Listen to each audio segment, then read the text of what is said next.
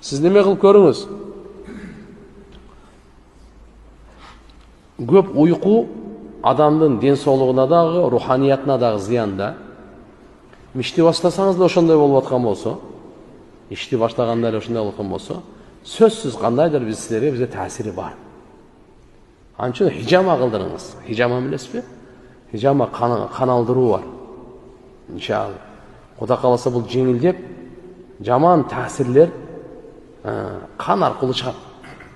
Пайгамбар саллаллаху алейхи ва саллям айткан, шайтан адамдын кан жүргөн жайында жүрөт деген. Ошон үчүн бул хижаманы Пайгамбар саллаллаху алейхи ва саллямга Мираж кечесинде периштелер айтып атат: "О, Алланын элчиси, үммөтүңүзгө салам айтып барыңыз. Мына хижама белекти ала барыңыз."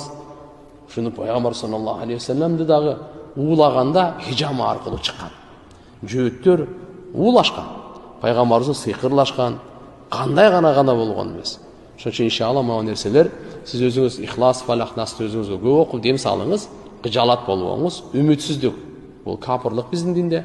Үмүтсүз болбоңуз. Кудайым иншалла берем десе, топтой албай каласыз.